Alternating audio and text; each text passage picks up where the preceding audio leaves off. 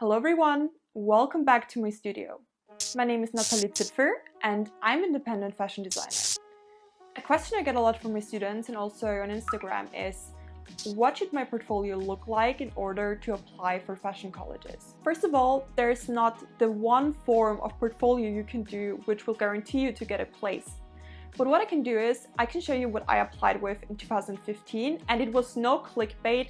This sketchbook really got me a place into all the fashion courses I applied to. I actually haven't looked at it in years, and I'm quite excited to see how much I improved, especially after graduating from Central St. Martin's. If you want to know what my portfolios look like now after graduating, and also especially after having a couple of years of experience, I'm sure I'm gonna make a video about it, so subscribe to this channel. What are you waiting for? Alright, so that's the sketchbook, and at the same time the portfolio I applied with to all universities. So I've chosen 3 different kind of colleges in different countries, and I got placed in all of them, and I think it's because of this specific book. The acceptance rate of applicants for all of them was between 15 to 2%. Obviously, a lot of different aspects have an impact on whether you succeed with your application or not. I also went with the raw sketchbook rather than a clean type of portfolio because I felt this is the most honest version of what the project was about. So this is when my portfolio came in. First impressions are very important, so I wanted to have my portfolio come with a cover matching the inside of the sketchbook. It already told the story of the project.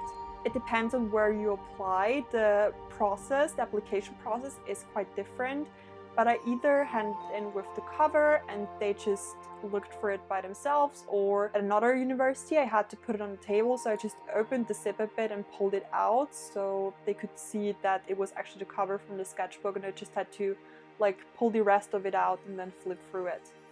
As mentioned, the sketchbook was made in 2015, so it truly has seen some better days.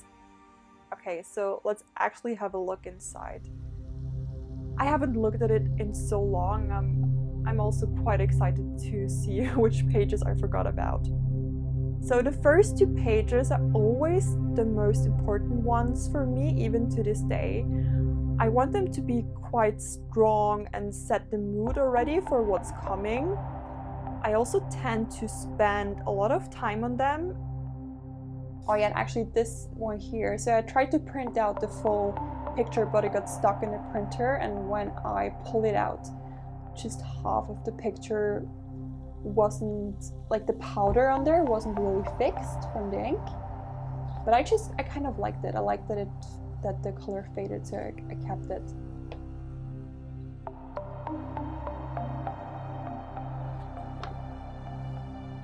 So what I really like to do is to basically gather a lot of research, then cut the images out, and then collage them together in a way which is aesthetically nice to me. And something I also really like to do is just some small samples of textile manipulation. And in general, I really like gathering objects that match the theme of the project. A bit of project background. This sketchbook is part of a collection named Body of Christ. A friend told me about this book from a psychologist called Milton Rukic. He started a psychological experiment with 3 schizophrenic men who all thought they were the reincarnation of Jesus Christ. He lived with these 3 men together for 2 years, trying to cure them with each other's company. I found that experiment so interesting that I decided I want to make a whole project about it. I was less interested into the religious part of the story rather than the psychological side of it, so that's actually what I focused on mainly. I wanted to figure out what these 3 men might have thought, how they experienced their everyday life when they lived together with Rukic, and most importantly, how they could have dressed with the mindset of thinking they are the reincarnation of Jesus Christ, especially in today's society. So as you noticed now already, a strong project concept really does wonders to your portfolio. For starting the project, I also cut off my hair, and I kind of like the idea of putting it in there too. Thinking about these three men who probably heard an inner voice telling them to do things, I thought it really matches the concept. I voluntarily cut off my hair, but what if something inside of me told me to do so? And most importantly, who could tell me that I was wrong or that the voice does not exist? We just have the hair as proof, same as with these three men. They said they are the reincarnation of Jesus Christ and they truly believe it, but we don't have an evidence of them just not being it. Here's also another small embroidery piece I did. I showed the process of figuring out my materials and also how I experimented with them. I also collected some fabric samples and choose them by the color or texture, so I like to collage them together as well and make them match with the other colors in the pictures or in my drawings. Oh dear, so that's how my sketches looked like in the beginning. I mean, after attending the course at St. Martin's, they improved a lot. But you have it right there. That's what they looked like when I applied. This is the stage I was at that time. Here we got another fabric sample. I also found this meme to be quite funny and I wanted it to be there. I'm also not afraid to put objects into my sketchbooks, especially these dried flowers were a good match for the tone of concept I was going for. Obviously this has been my portfolio at the same time because it was so detailed, I just couldn't take it apart, so basically I applied with my sketchbook being my final portfolio, but it just worked out. I mean, it's so personal, and I think because I put a lot of random objects in there, I think it's quite nice to actually look through. I also had these collection of foreign money notes in my drawer for quite a while, which I got from my brother. Thinking about the psychological experiment, I was also wondering how much shift there was in power. So you've got the clinic staff and the psychologist on one side having their reality, and then the patients with their own. The ones who are more believed are in much more power in this situation. Nowadays, money truly symbolizes power in a way, and it was a good opportunity to get the notes out and make a use of them. So I cut them apart and tried out some samples, and then had the idea of actually making garments out of coins, which you will continue to see. What I also did was to use different kinds of paper. Apart from what you see visually, I think it's quite nice to have different textures to touch. It's something I still do today. So here are a few more fabric samples. I used to use window color to draw onto the fabric and the paper, which I wouldn't recommend because it makes the pages stick together after a while. I just know from a friend who works at a clinic that they offer window colors for the patients to make time go by, and like when the images are done, they actually stick them onto the windows and you can see it from outside. And it's just a nice way to have them be active. So I thought it would be a nice material to pick up and incorporate. I think this is actually quite a nice sketch I did there. So this is one of the fabric samples I made, and I remember thinking of like making a whole jacket out of it. This is kind of like a shorter one with a nice belt in the middle, and also some more transparency in the trousers and also the skirt.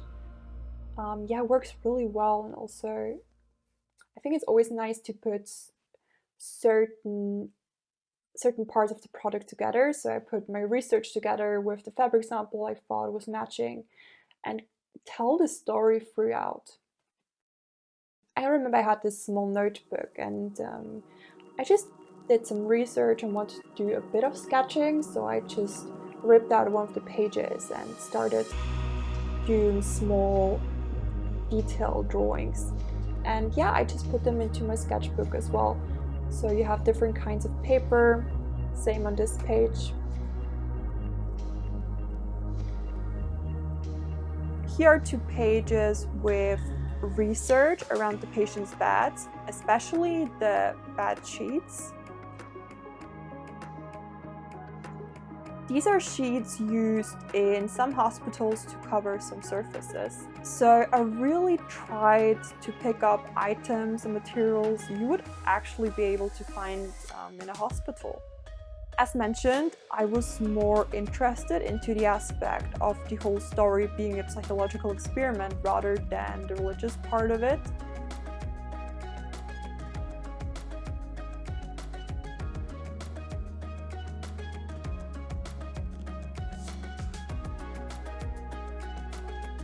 Actually, also looking at these 2 pages now, something I remember quite well was the first time I actually got really serious with watercolors. I actually made a whole video about the fashion tools I use for sketching and fashion illustrations. I'm gonna put them into the iCard and also into the description, so if you want to watch it, I really recommend it. I like how vague the sketches actually are, because it still gives a lot of room to figure out what's actually on there. So that's actually one of my favorite pages. Also remember it really well. I like the feel of the research images I've chosen. I mean, it really represents this type of solitude and also kind of like what I imagine these 3 men to live through. It's beyond what we could imagine, I feel. They didn't really know each other well. They had to live with each other for 2 years, knowingly that they are part of a psychological experiment. And obviously they didn't understand that what they thought they were just couldn't be right. I actually named the whole project Body of Christ. I mean, how could I just forget about incorporating hosts as I did? So you can actually buy them in the supermarket. It's actually something you use for baking in Austria. They're not sacred, but I thought it could be quite nice to see if I can put some stitching on there or some color. Looking at the psychological experiment, we're talking about Body of Christ, these 3 men being a reincarnation of Jesus Christ, and it's their body, and it's I mean, they think it's their soul, and to actually pick that part up from the thought and the idea and actually put another object in there that kind of like has the same thought of like the body of Jesus Christ being there, I thought would be quite interesting. Something I really enjoy doing, and I think an idea that enriches the sketchbook and portfolios quite a lot, is actually having small objects in there that actually feel like part of the collection again. So I got a lot more detail in with accessories. Obviously did my research and then slowly started figuring out how the glove pattern could work. So I obviously drew in some lines where I want the seams to be. Same here, it's actually where I developed the glove a lot more further. So here's like kind of like this first rough sketch of what they could look like. Also the glove pattern, something I put in here. And then already the first sample I made, which is obviously not the final one, but just to figure out the pattern. But I mean, it was also quite nice to have it in there, and the color was matching, so I thought, why not?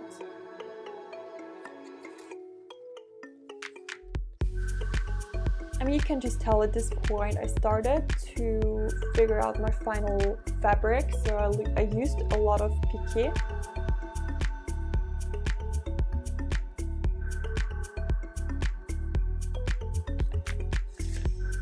Then did another sample here where I tried out a few different kinds of threads and also the window color. Yeah, I would say worked out quite nice. Have another sketch right here. And another embroidery I did on some transparent fabric.